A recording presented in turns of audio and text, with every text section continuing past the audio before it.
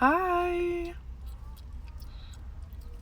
So, I wanted to talk to you guys about something that's really been weighing heavy on me lately. And I've been digging really deep into myself and personal development. And I've really made a lot of self-revelations in the past, most recently, but more so in the past couple of years anyways. But what's weighing on me heavy recently is how powerful addiction is. And that's why, and it's really this isn't going to be something controversial at all. Because I don't like putting that everybody has their own opinion and everybody is completely and 110% entitled to their own opinion. But based off of my self-reflect lately, it's something that I wanted to share. And it's something that a lot of people, I feel, don't have the opportunity to do. Because they don't have the resources are available, but it's about being resourceful, and addiction is a very strong topic for people, and it's something that I've been struggling with lately, not being an addict myself necessarily, but struggling with watching the epidemic and being surrounded by family and loved ones that do have addiction problems. And I have been surrounded by addiction my entire life. And that is something that's hard to admit. But I have been surrounded by addiction my entire life, since I was my children's age. And it's hard to let that sink in for me as a person. And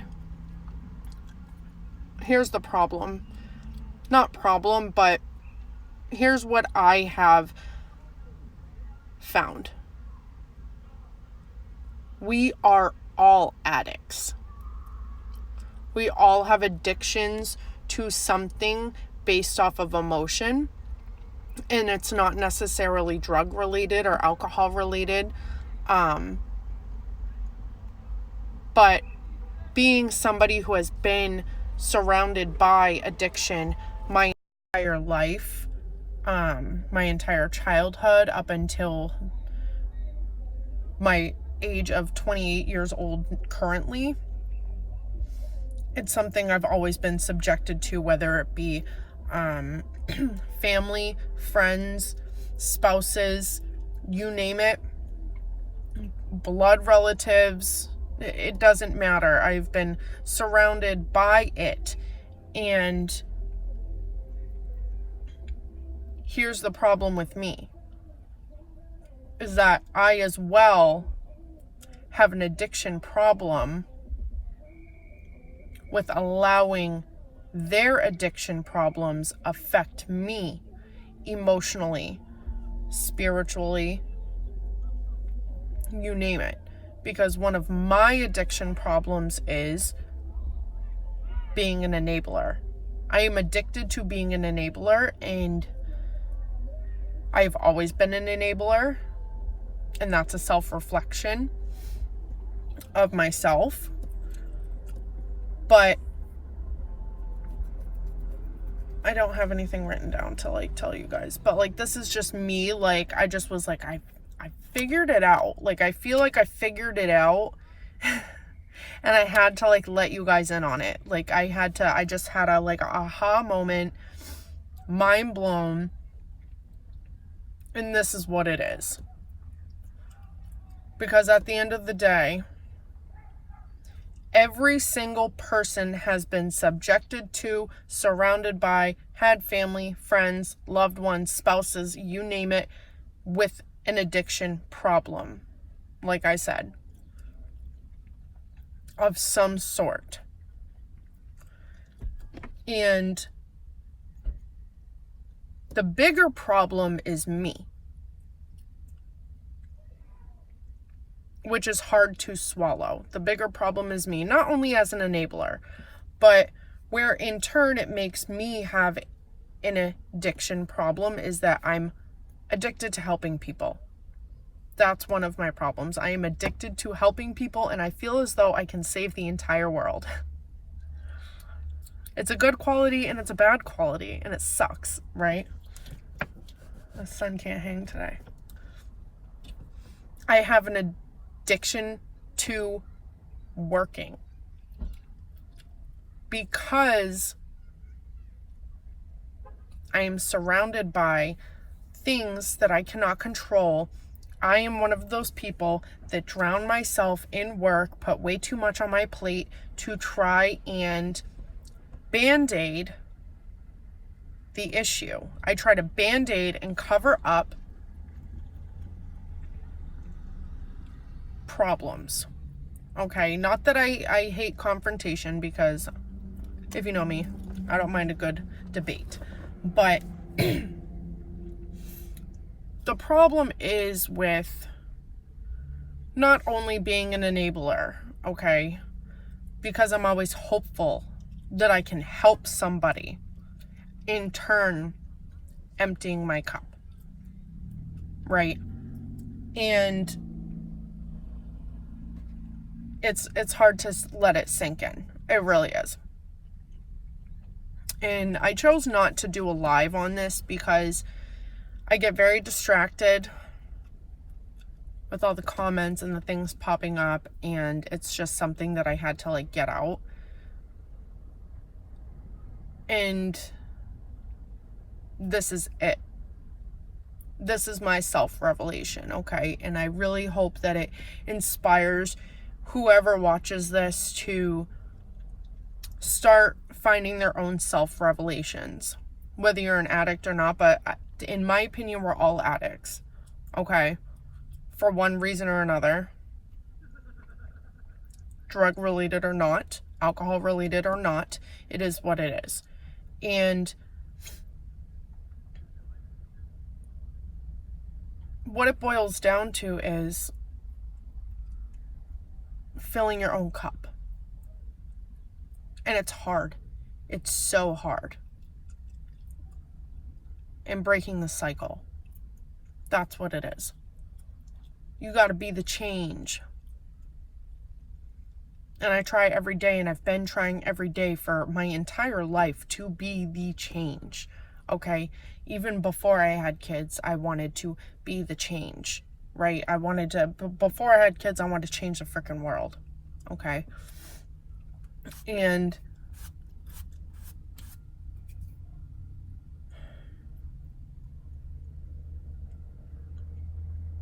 it's hard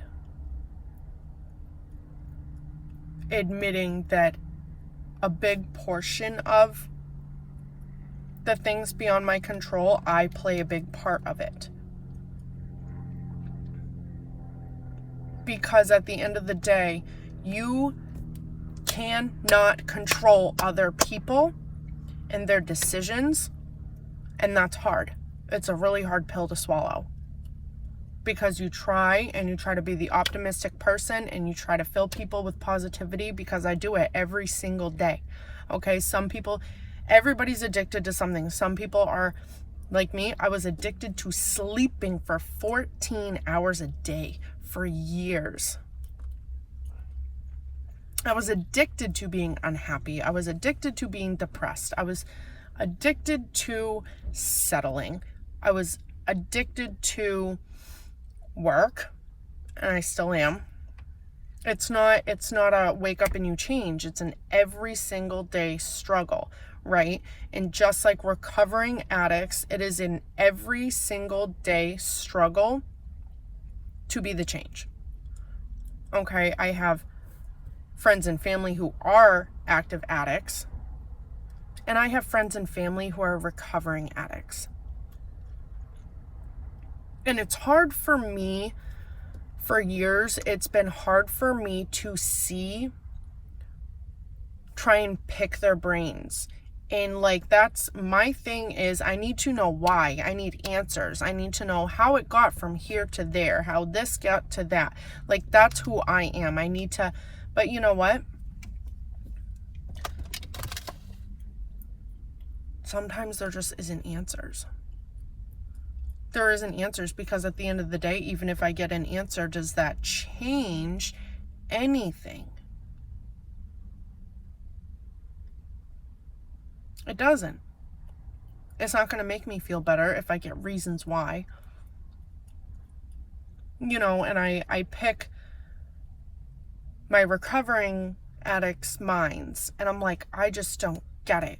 I don't understand why people do the things that they do, and I ask for advice, and I'm taking in all of this information, and I'm pulling it from everywhere and from everybody, and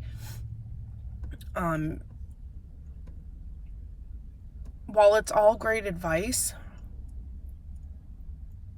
and some insight, at the end of the day, it doesn't make them change, no matter how many reasons you get, right? The only thing I can change is my addiction to being an enabler, to trying to help everybody, thinking that I can fix the world, which I am. Small. But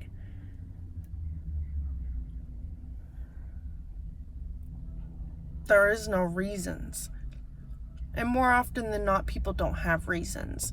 And that's been a hard pill to swallow too, because I'm one of those people. I need a reason, and I need to know. I am on a mission to not fight against addiction. Because at the end of the day, people are going to do whatever the fuck... Not trying to swear. People are going to do whatever the hell they want anyways, no matter what you say. And that's a hard pill to swallow.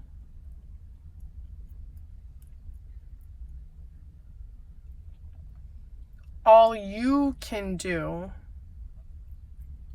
is control your reaction to the situation. And that's also equally as hard. See, the thing that I've learned about addicts is, from recovering addicts and current addicts, is that, one, you cannot work harder for the addiction than they do.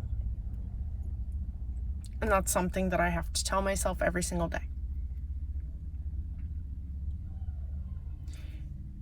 And number two,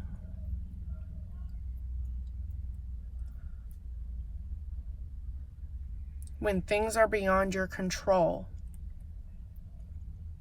you can't control them, no matter what you do. All you can do is control your reaction to the situation. And that's my problem.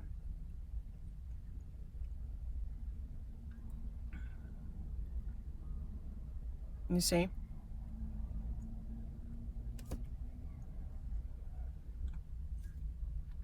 I fill my cup up way more than enough, and I overflow it way too much to try to ignore the things that are beyond my control. Instead of stopping and taking a look around and being like, okay,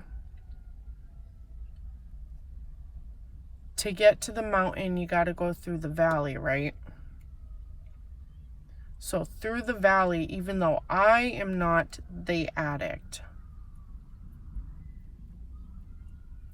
per se, I still have to keep control. I have to do all the things to feed up here. to be stronger. Because that's exactly what I've done for years and years and years. At 28 years old, that is what I have done.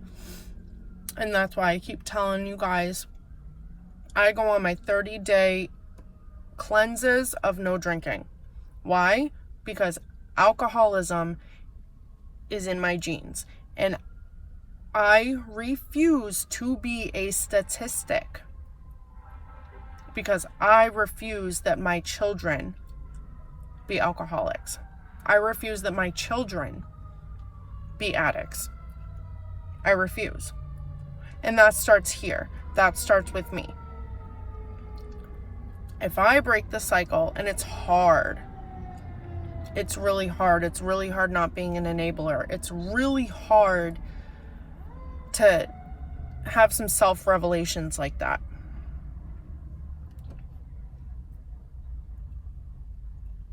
And that's why I test my brain all the time. Because I want to make sure that I am still in control.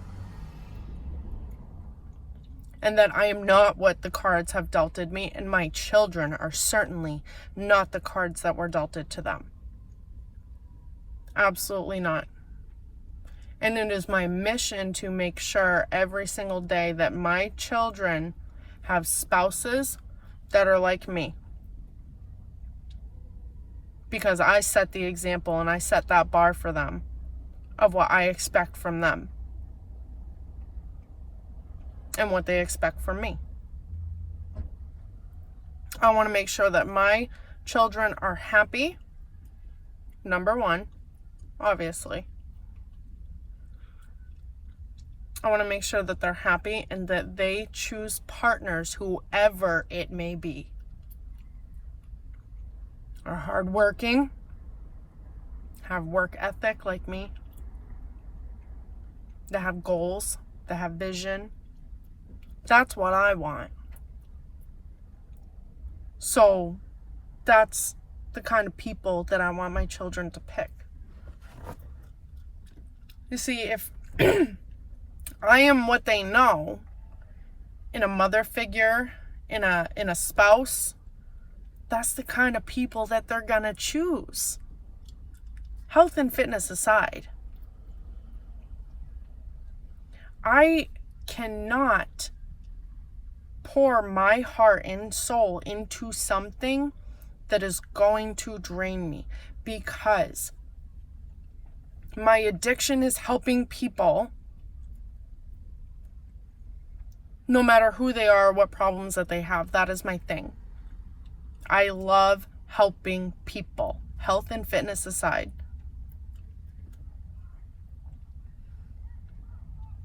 And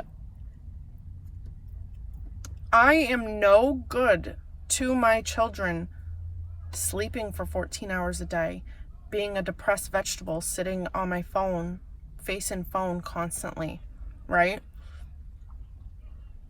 Watching TV, watching Netflix. I am no good to my children because that's the example that I'm setting for them. Somebody who doesn't cook, somebody who doesn't clean, that's the kind of mom I used to be. And that's not the kind of woman that I want my boys, or spouse, that I want my boys to be attracted to. I want them to be attracted to somebody who has their fucking shit together. And that's how you break the cycle. Somebody who's happy, somebody who laughs, somebody who can joke. Dreams, vision. That's who I want for my children. Hardworking.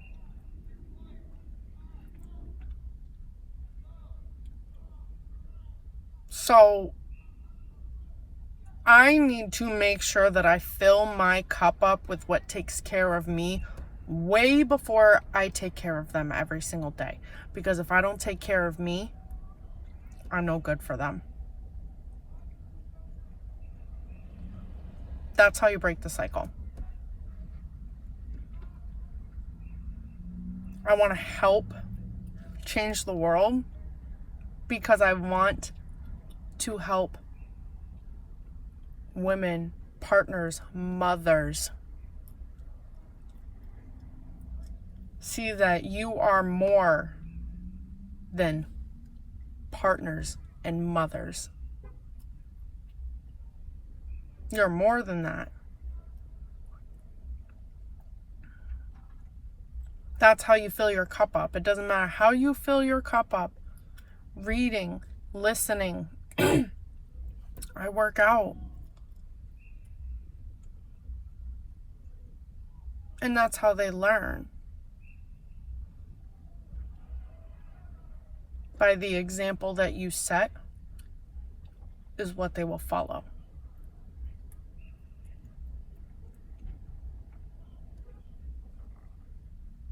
Addiction affects the entire family more than it affects the addict. And that is something that I've had to swallow for years. Because I refuse to let my children grow up with depression and anxiety and PTSD, you name it. I refuse to let my children grow up and being grown-ass adults reflecting like I am at 28 years old. I refuse to let my children grow up like that. And that's how I break the cycle. So it doesn't matter what he does, she does. It matters what you do. What fills your cup up every single day. You gotta take care of you. No matter what. No matter the cost, I will always take care of me first. Because they are no good without me up here.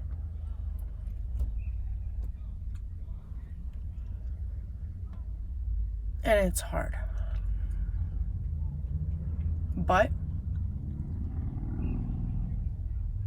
some people might not agree with me, and that's fine. But some people might, and it might actually help. And that's all I want is to help. You're not alone, sister. Single mom. I get it.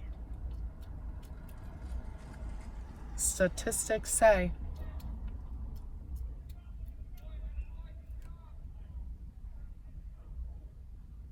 but statistics are not always right.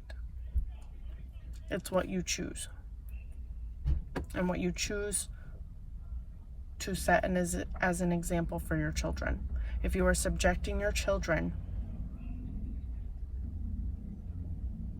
to things that you do not want them to grow up to be, that is on you. That is not on them. That is on you. And that's hard. And that's hard for me to say. That makes you the bad guy. If you are allowing this negativity and this epidemic into your children's life, that is on you. And you alone. It is not the addict's problem. It is not their fault. It's you for allowing it. Whether it be Grammys, grandpas, aunts, uncles, cousins, whoever it may be, spouses, it doesn't matter.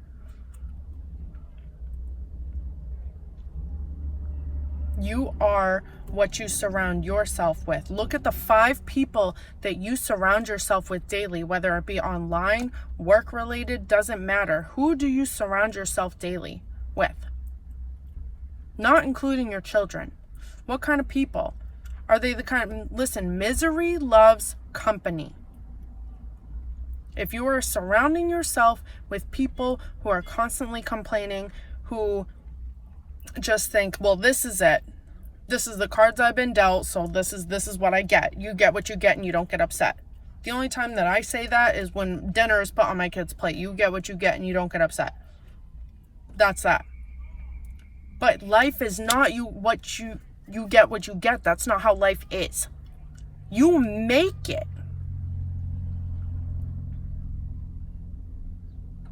You cannot control other people, but you can control the way that you react to the things that you are surrounded by. The 5 people that you surround yourself with, I don't care if it's your blood relatives, I do not care. If they are no good for you and they are negative, and that's not the person that you are, the person that you surround yourself with.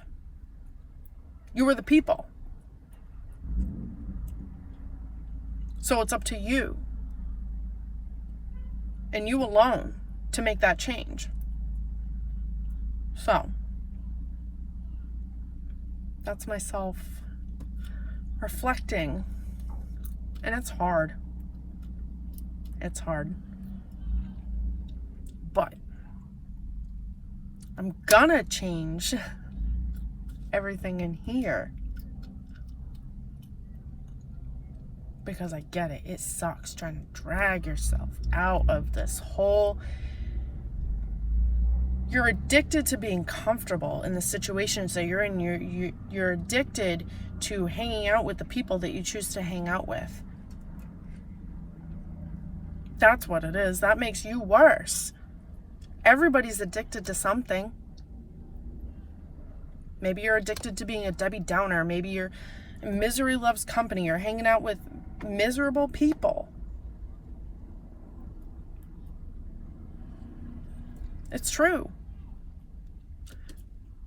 When I do it all the time. When I go into work, hey man, how was your night? Oh, me and my spouse fought all night. I'm like, oh, tell me about it. And then it's a big bitch fest. I get it. But you don't have to sit there. You don't have to sit in that. All you can do is the things that you can control in your reaction. So I'm choosing to break the cycle.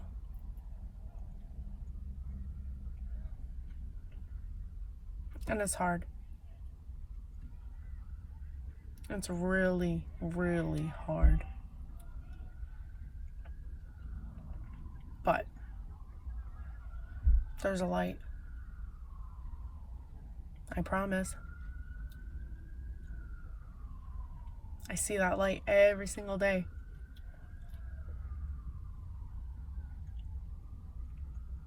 So